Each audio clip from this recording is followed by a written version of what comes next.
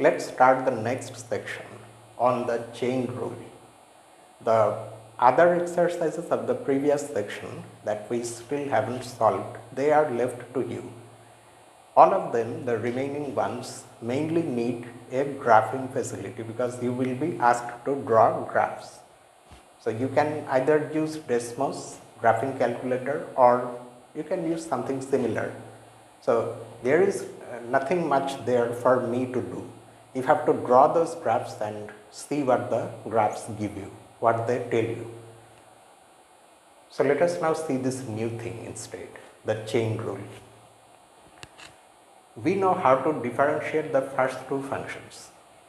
This we already knew, even before being able to handle trigonometric functions, we knew how to differentiate such polynomial functions. The derivative of this function, for example, will be 2x. But now we also know how to differentiate this, and in fact its derivative would be cos x.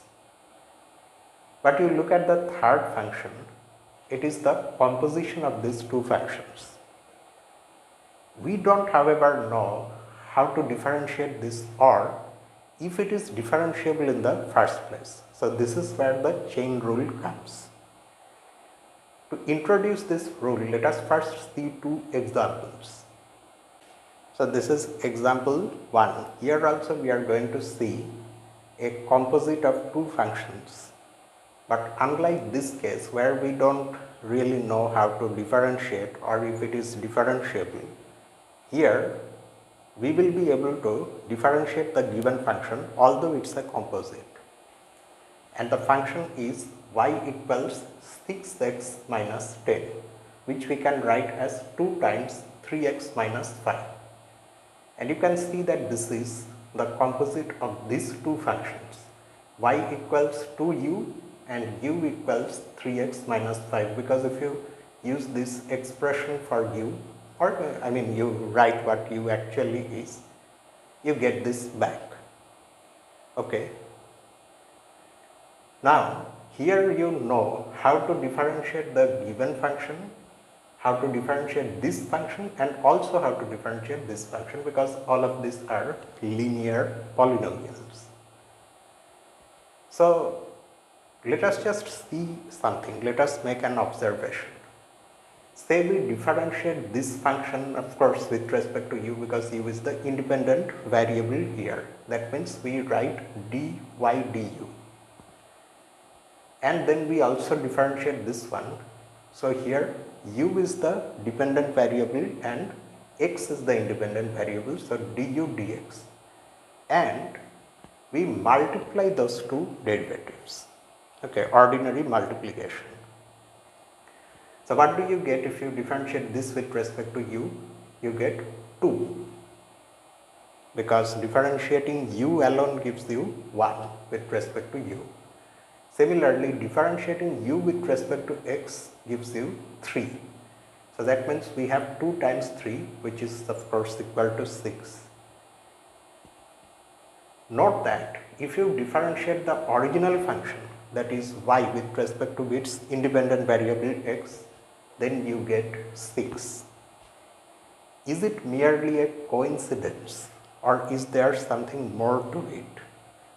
Are we always going to have these two things equal? Let us see another example. Example 2.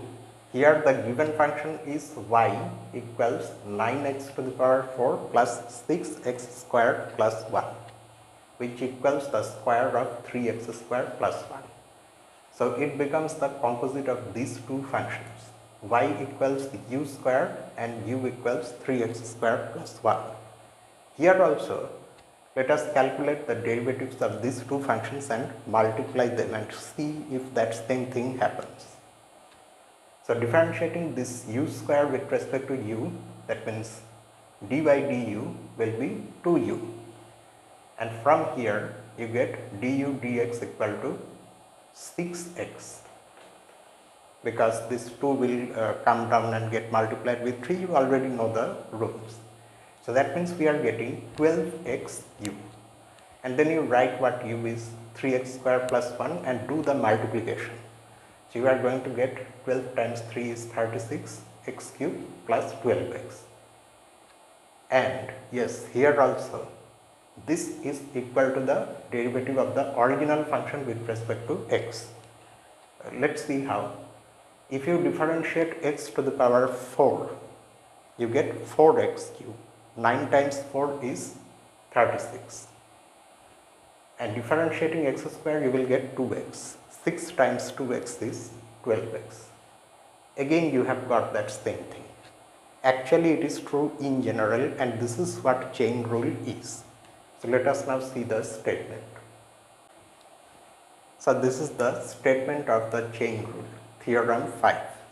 If f of u is a differentiable function at the point u, which itself is the value of some other function g at x, that is u is equal to g of x, and the function g of x itself is differentiable at some point x, then they are composite function f composition g, which of course you know what it is. F of g of x is also differentiable at this x, and the derivative of the composition f composition g at x is equal to the derivative of f, the outer function, at g of x, because that's what we have here, no? That f is differentiable at g of x. So this is the derivative of f at g of x times the derivative of g at x. So that is why those things were happening. Let us see another example. So this example 3 is given in the form of a question. Find the derivative of y equals square root of x square plus 1. So we first express this given function as a composite function of two functions, as y equals f of g of x, where f of u is square root of u and g of x is x square plus 1. So then you calculate the derivative using the chain rule. So the derivative of the original function is dy dx, which now equals dy du times du dx. This dy du is this and du dx is this. So if you differentiate this with respect to u, actually you already know the derivative from a previous calculation. 1 divided by 2 times square root of u. And differentiating this with respect to x, you get 2x. So 2 and 2 will cancel each other and you will have x divided by square root of u. So this is the derivative, x divided by square root of u, where u is x square plus 1. That is because u is just gx. And now I want you to go back to the third function, sine of x square minus 4, and differentiate it using the chain rule. See if you can get it correctly.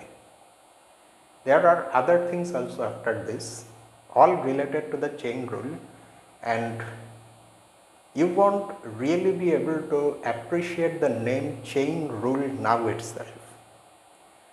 I mean, to see why it is called the chain rule, such a simple composite of two functions is not enough. We need to have 3 or 4 functions, because then only we will understand what is going on in chain. It's something like the chain reaction, for example, that something happens which then causes something similar to happen elsewhere, something like that. That, however, we will see in the next video. So see you next week on the same day with those further things. Until then, this is me, Lucifer, from A Mathematical Room. Have a nice day.